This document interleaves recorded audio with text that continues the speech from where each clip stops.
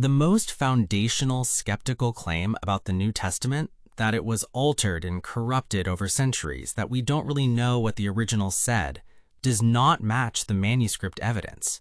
The Greek NT survives in roughly 5,800 cataloged manuscripts.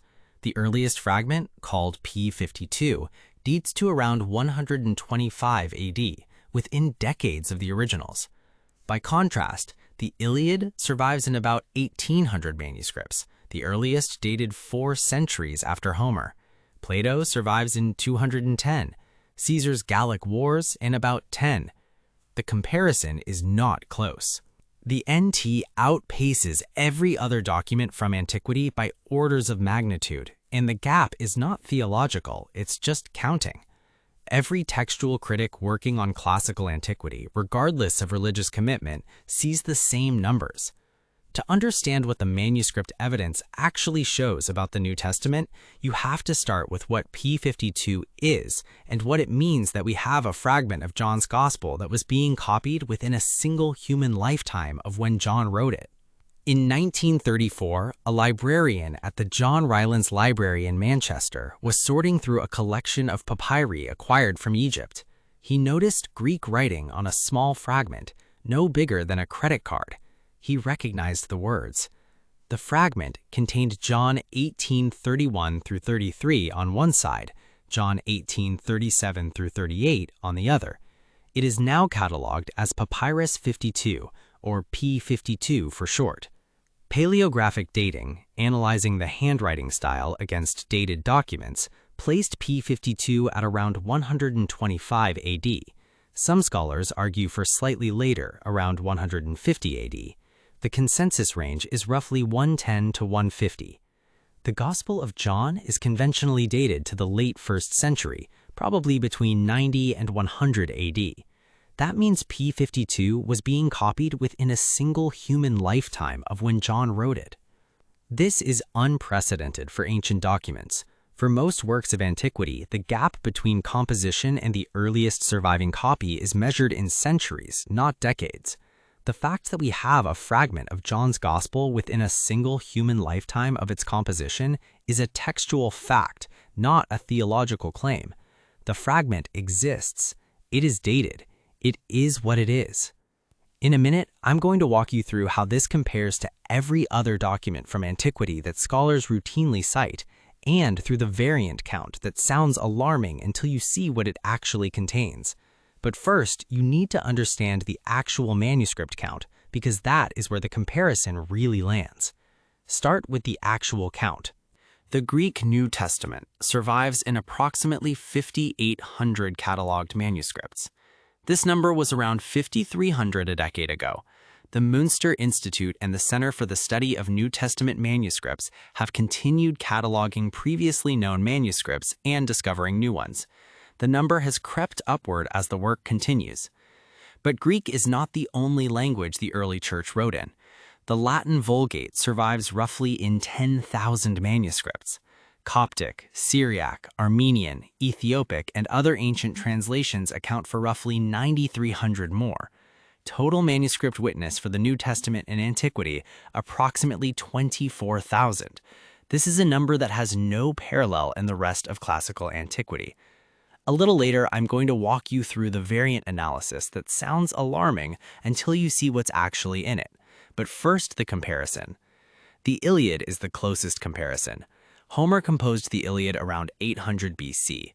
The earliest surviving manuscripts date to approximately 400 AD, 1,200 years later.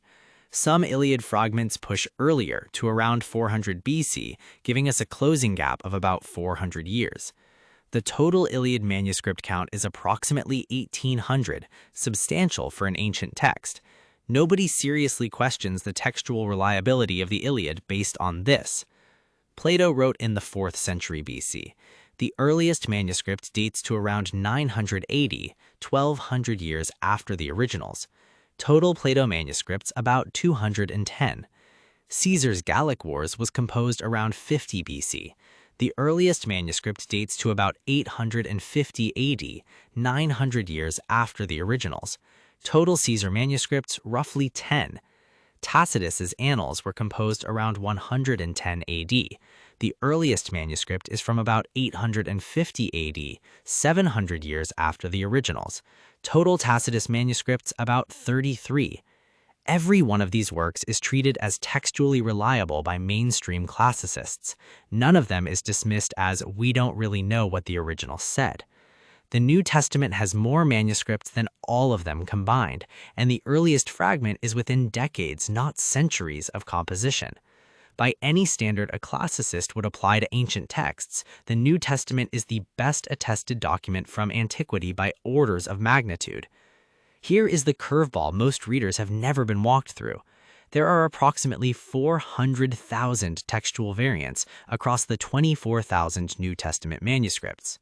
That number is the one Bart Ehrman opens his book Misquoting Jesus with, and it sounds alarming. More variants than words in the New Testament. More variants than there are words in the NT itself. How can the text be reliable when there are that many variants? The number sounds alarming until you analyze what is actually in it.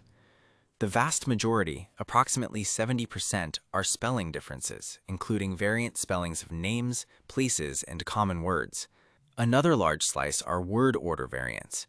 Greek is an inflected language. Word order is much more flexible than in English. John loves Mary and Mary, John loves carry the same meaning. These show up as variants, but they are not changes in meaning. Another slice are differences in the definite article, the. Inclusion or omission of the comes as a variant but does not change meaning. When you strip out the non-meaningful variants, spelling, word order, definite articles, obvious scribal slips, what remains is approximately 1% of the total, roughly 4,000 textual variants that affect meaning at all. Of those 4,000, none affect cardinal Christian doctrine. The doctrines of the Trinity, the deity of Christ, the resurrection, salvation by grace, none of them depend on a textually contested verse. They are taught in passages where the manuscript witness is uniform. The 400,000 variants headline number is true. The analysis of what those variants actually are is what skeptical popularizers usually leave out. What the manuscript evidence actually shows. The New Testament is the best attested document from antiquity.